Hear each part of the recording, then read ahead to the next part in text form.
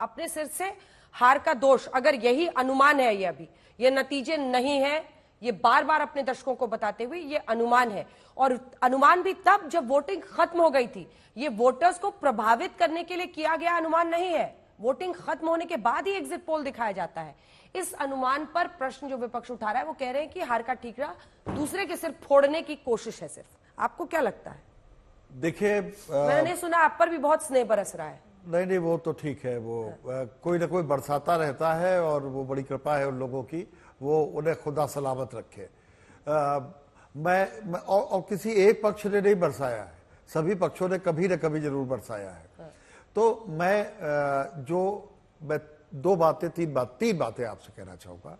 पहली बात ये कि जो लोग एग्जिट पोल पर सवाल उठा रहे हैं, खरगे जी ने कहा है कि हमें 295 प्लस मिलेगी, बीजेपी का कहना है कि 400 प्लस मिलेगी, एनडीए आप प्रेडिक्ट कर रहे हैं 361 से 401 के बीच में।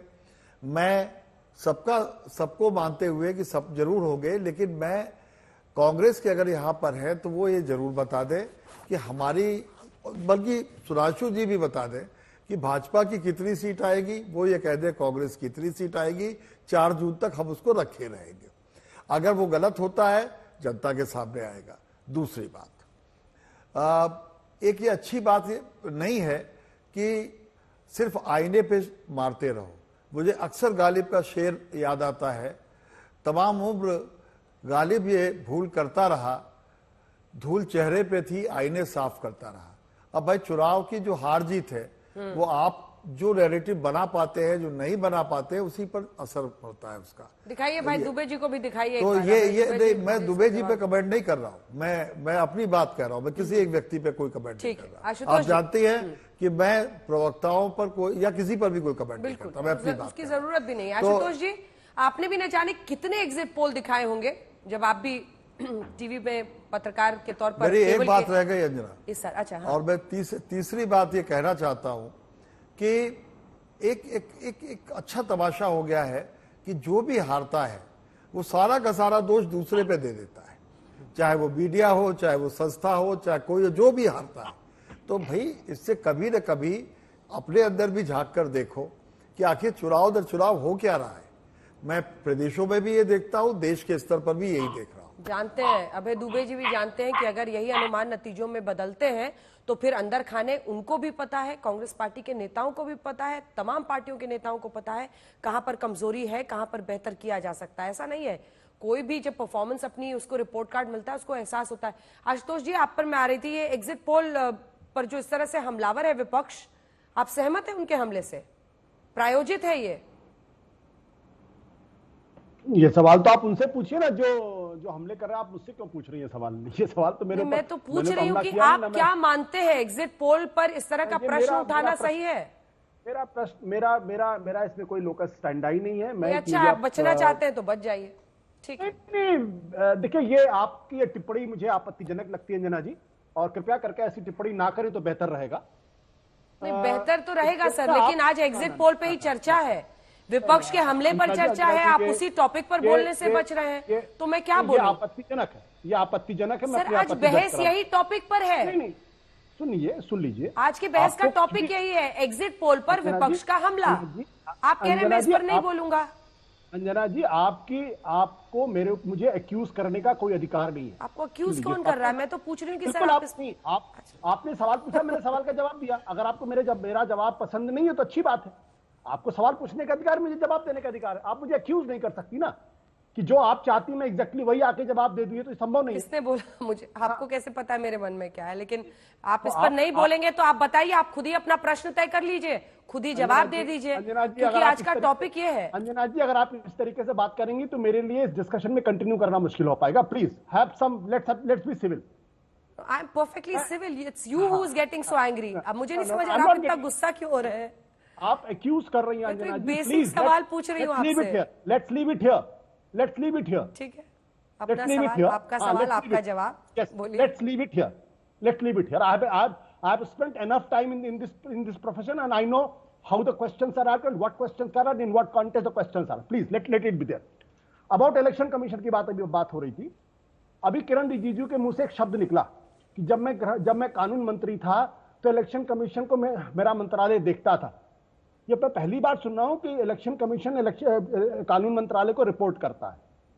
जहां तक इलेक्शन कमीशन की क्रेडिबिलिटी का प्रश्न है, 20 तारीख को कलकत्ता हाई कोर्ट ने जो बीजेपी का एडवर्टीजमेंट था, जब इलेक्शन कमीशन ने उस पर कोई कार्रवाई नहीं की, तो कलकत्ता के हाई कोर्ट की टिप्पणी है, और वो इंपॉर्टेंट टिप्पणी है कि, और उन्होंने कहा कि gross failure of election commission ने इसका कॉग्निजेंस तक नहीं लिया, इस पर कोई कार्रवाई नहीं की। हाई कोर्ट की टिप्पणी के बाद भी इलेक्शन कमीशन ने कोई रिएक्शन नहीं किया।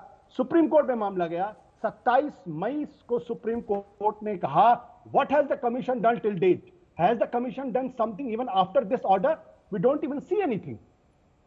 देश की हाई कोर्ट, देश की सुप्रीम कोर्ट इलेक्शन कमीशन के ऊपर टिप्पणी कर रहा है, और इलेक्शन कमीशन जिसको इस मामले का कॉग्निजेंस लेना चाहिए था, जिसको सबसे पहले इस पर रिएक्ट करना चाहिए था, सुप्रीम कोर्ट के की टिप्पणी के बाद भी मुझे तो याद नहीं अभी तक इलेक्शन कमीशन ने किसी तरीके से कोई टिप्पणी की। और ये एक बयान, एक एडवर्टीजमेंट था जो भारतीय जनता पार्टी ने निकाला था, जिसको टीएमसी ने ऑब्जेक्ट किया था, और हाई कोर्ट ने प्रामा फेसाई इसको गलत माना था और कहा था कि ये गलत है। ठीक है संजय जी, आप भी एक पोलस्टर है, और जो बहस आज हो रही है वो इस बात को लेकर हो रही है कि चुनाव आयोग में भी शिकायत दर्ज की गई है, फर्जी मतलब प्रायोजित इन तमाम एग्जिट पोल्स को कहा जा रहा है।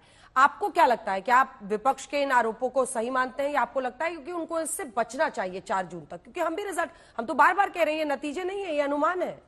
नहीं, मुझे लगता है विपक्ष के जो तमाम आरोप हैं एग्जिट पोल पे कि स्पॉन्सर्ड है, मीडिया के द्वारा हो, या आप कहें मोदी का स्पॉन्सर्ड है, सरकार के द्वारा स्पॉन्सर्ड है, मुझे लगता है इस चीज से बचना चाहिए।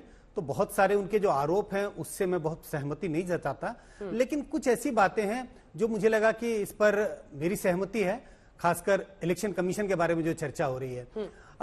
जब मतदान प्रतिशत के बारे में इतनी कंट्रोवर्सी हुई, उस वक्त भी ऐसा लग रहा था कि मतलब ये कंट्रोवर्सी है, क्यों ऐसी चीजें बढ़ रही है, मतलब बार बार मतदान का प्रतिशत ऊपर नीचे जा रहा है। और उसके बाद जो न्यूज आ रही है कि आज उन्होंने गिनती कैसे होगी, वोटों की गिनती कैसे होगी, पोस्टल बैलेट की पहले होगी या बाद में होगी, शायद ये अननेसेसरी था। आप लास्ट मिनट पे अगर इसमें कुछ भी हेरफेर करने की कोशिश करते हैं तो आप इसको शक के घेरे में डालते हैं। लोगों को लगता है कि आखिर इसकी जरूरत क्यों पड़ी। मैं ये नहीं कह रहा कि मैलाफाइड इंटेंशन है, लेकिन जब ऐसा होगा तो चुनाव लड़ने वालों को, और जिसे लग रहा होगा कि शायद हमारी हार हो रही है या मैं पिछड़ता हुआ दिखाई पड़ रहा हूं, तो वाजिब है उनके दिमाग में ये चीजें होनी। क्योंकि पोस्टल बैलेट की हम सब जानते हैं गिनती सबसे पहले होती है, और शायद अभय दुबे जी जिसका जिक्र कर रहे हैं, जब पोस्टल बैलेट की गिनती होती है तो उसको रिकॉर्ड कर लिया जाता है कि पोस्टल बैलेट में मान लीजिए 100 वोट थे, 100 में इतने वोट इसको मिले, इतने वोट इसको मिले, वो रिकॉर्ड पे चला जाता है, और उसके बाद ईवीएम की गिनती होती है। अभी शायद रूल बदलने की जो कोशिश हो रही है यह है कि अब पोस्टल बैलेट की गिनती बाद में होगी, तो ये शक के दायरे में डालने की, इस पे तो मुझे लगता है कुछ ना कुछ। सुधांशु जी, इस पर आपका जवाब?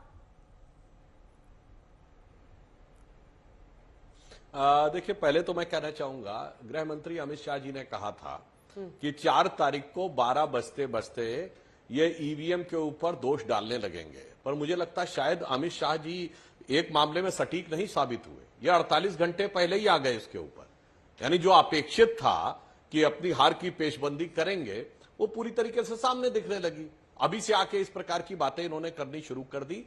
इसलिए मैं पुनः एक बार अभय दुबे जी और आशुतोष जी से पूछना चाहता हूं, ये बता दें कि तमिलनाडु, केरल और आंध्र, तेलंगाना, पंजाब, बंगाल और दिल्ली में चुनाव आयोग ने सही काम किया था कि नहीं?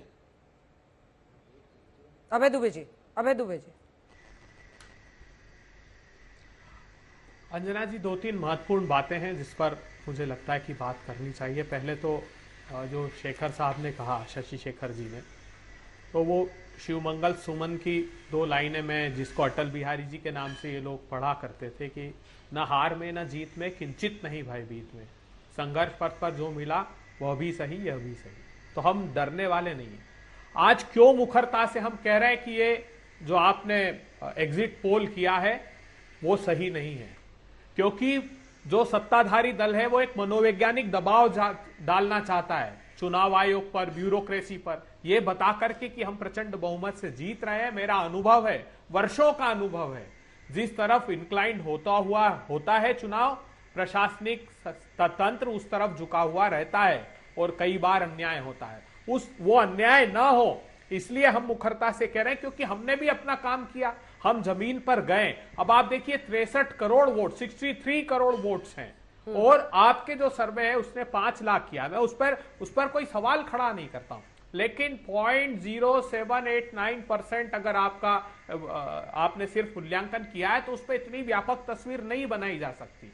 तो हम सवाल खड़ा करेंगे। कोई दिक्कत नहीं है अभय जी। आप कानून मंत्री कह रहे थे कि मैं शक कानून जाहिर मंत्री करने में था, कोई तो आपत्ति नहीं है जी। आपको पूरा नहीं, तो सुनिए अधिकार ना। है कि आप इसको धत्ता बताएं, लेकिन इसको प्रायोजित जब आप बताएंगे तो आपसे पलटकर प्रश्न करेंगे हम, क्योंकि ये प्रायोजित नहीं है, ये नहीं, गलत हो सत्ता सकता है, प्रायोजित ही होता है, ये दबाव। गलत हो अच्छा, सकता है। मैं एक छोटा सा उदाहरण नहीं सर, मैं ये एक वोटिंग छोटा के सा बाद उदाहरण। का एग्जिट पोल है। नहीं गलत होगा, ये वोटिंग के बाद का गलत- एग्जिट पोल है।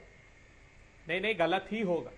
हाँ ठीक है, मैंने 4 जून को मान लिया, 4 जून को गलत तो आप ही- आइएगा ही। गलत ही साबित होगा, लिख कर रखिए। आप ये देखिए कानून मंत्री पारदर्शिता की बात कर रहे थे। आप साहब बताइए ना, क्यों चीफ जस्टिस को आपने इलेक्शन कमिश्नर के अपॉइंटमेंट में से हटा दिया? ये पारदर्शिता के लिए हटाया क्या आपने कानून में बदलाव कर दिया। तो ये जो सारा काम किया जा रहा है, इससे संदेह उत्पन्न होता है भारतीय जनता पार्टी के खिलाफ। और मैं पूरे प्रामाणिकता से ये जानता हूं कि प्रशासनिक दबाव के आगे, चुनाव आयोग, सत्ताधारी दल के आगे और प्रशासनिक व्यवस्था, जो जयराम रमेश जी ने आरोप लगाया जिसका जवाब हम देंगे, ये खेल खेला जाता है और उसमें पारंगत है भारतीय जनता पार्टी। तो कम से कम हम प्रजातंत्र की रक्षा के लिए लड़ें, ये हमारा सैद्धांतिक और संवैधानिक अधिकार है। सुधांशु जी बोलिए, हाथ उठाया हुआ है आपने, फिर शशि जी आपको उन्होंने कहा उसका जवाब दे दीजिए। अब बिल्कुल देखिए, अभय दुबे जी के मुंह से अंतिम वाक्य में क्या सत्य उजागर हो गया।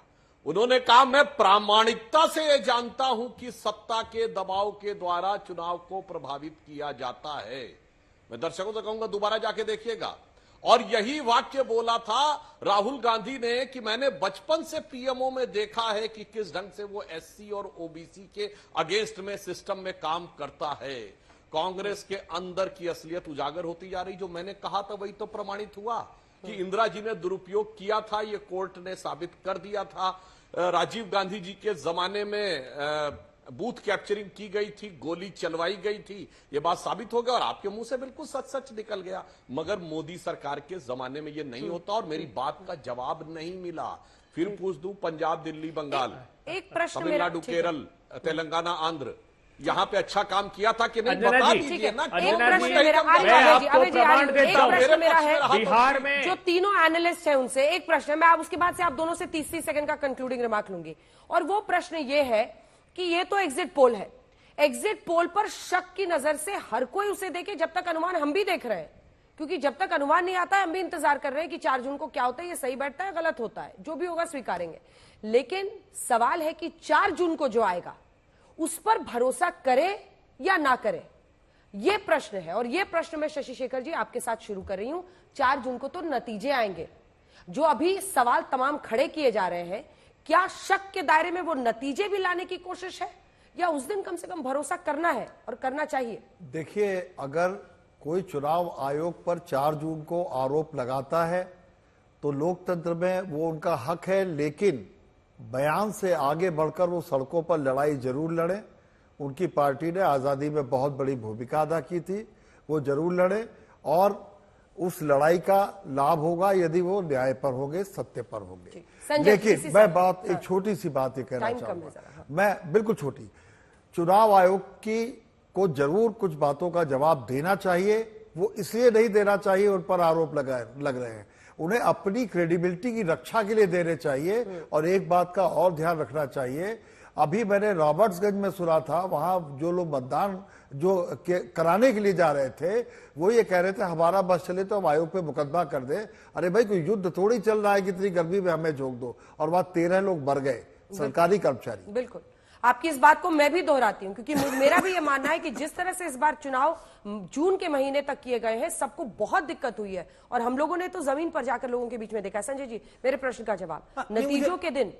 नहीं, मुझे लगता है कि कई बार हमने देखा है चुनाव के दरमियान तू मैं होते रहती है, शक जाया किया जाता है, लेकिन जब चुनाव के नतीजे आ जाते हैं, एक दो दिन चलती है बातें, लेकिन बाद में मुझे लग रहा है सारी जनता इसको स्वीकार करती है, पॉलिटिकल पार्टी भी स्वीकार करती हैं, और मेरी अपेक्षा है कि 2024 के चुनाव के जब नतीजे आएंगे तो इसी तरह से इसको स्वीकार किया जाएगा। आशुतोष जी 2 लाइन सिर्फ।